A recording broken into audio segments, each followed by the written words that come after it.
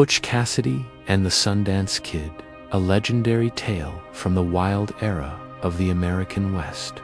Recently, it's been all over social media. It's been trending. Everyone's talking about it. They know the basics of the story, but do they really know the truth? Some of us are old enough to remember when Butch Cassidy and the Sundance Kid was released in 1969.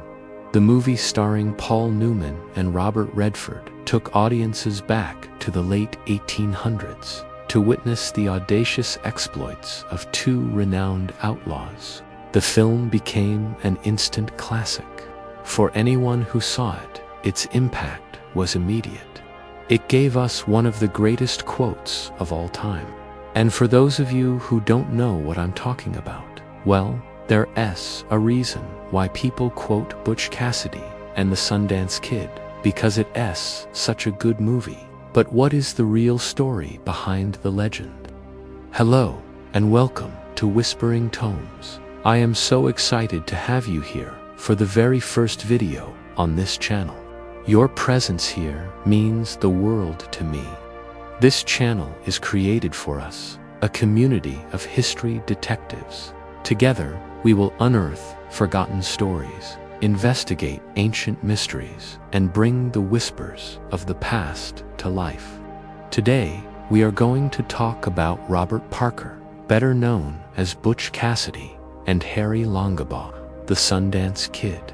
These were two of the most famous outlaws of the American West.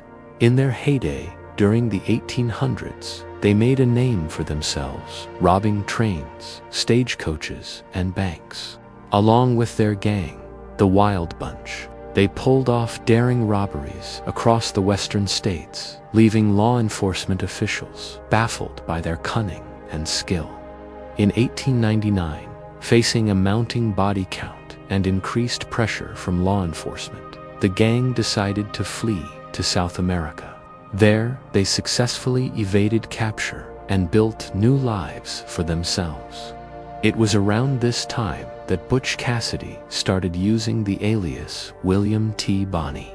He'd met a couple of old friends while living in South America, and they too had run afoul of the law and also used aliases.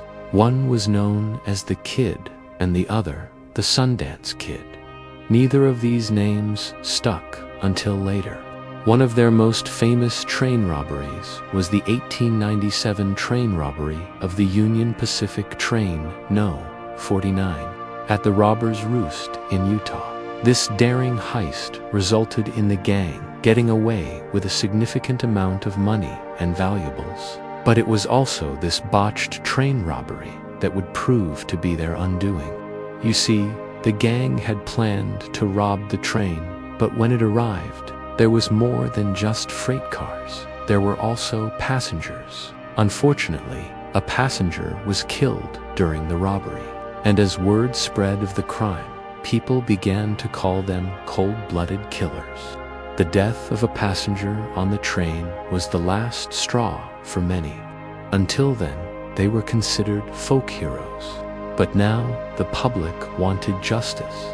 Newspapers across the country ran headlines detailing the gang's crimes and urging authorities to bring them to justice. And not only did the newspapers condemn them, but they also printed photos of the gang. These photos circulated widely, becoming some of the most recognizable images of the Old West.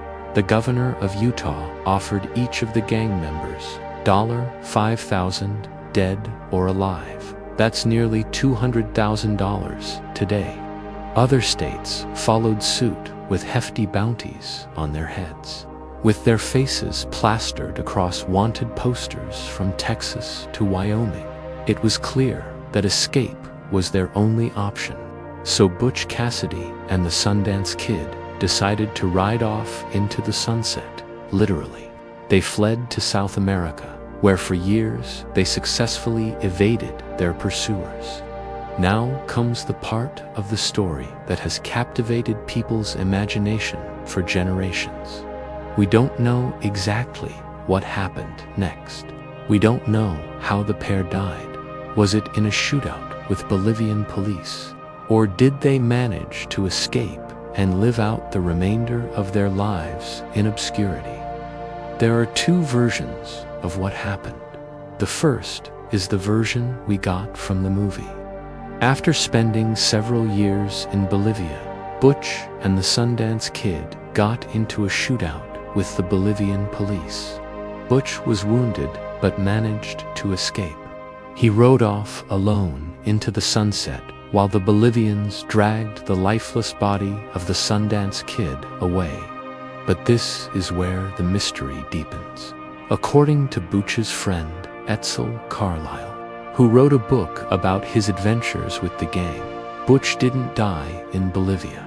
Instead, he returned to America using the alias William T. Bonney.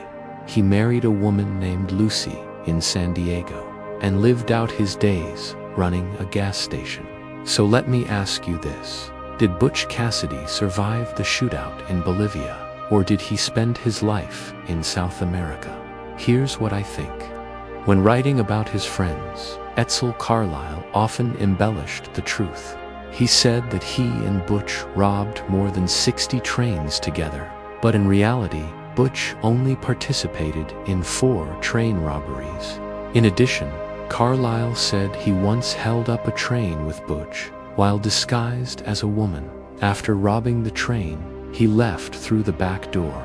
Butch thought it was the funniest thing he'd ever seen. In another story, Carlisle claimed that Butch Cassidy and the Sundance Kid were not killed in the train robbery at the Robbers' Roost. Instead, they escaped to Mexico. But the problem with this story is that evidence shows the train was robbed near Altona, Utah, which is close to Robbers' Roost. Witnesses reported seeing Cassidy and Longbaugh fleeing the scene. So why doesn't Butch Cassidy's face show up in any mugshots? Well, let me tell you something I learned from a friend. Back in 2022, he visited the town of Butch Cassidy's birth and asked the local sheriff if he had any old records on file that might have included a mugshot. He was hoping to find one that was perhaps taken before Butch left for parts unknown. The answer? No.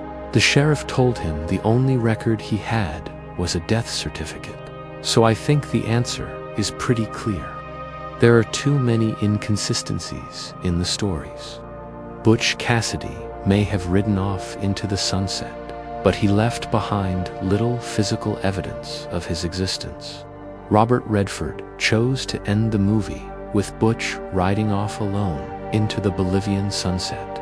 It was poetic justice. It allowed the audience to dream that the 2 legendary outlaws had somehow cheated death and gotten away with all the loot. Redford was also smart to make the film Butch Cassidy and the Sundance Kid, and not Butch Cassidy and the Wild Bunch. That way, he could focus on 2 characters instead of an entire gang.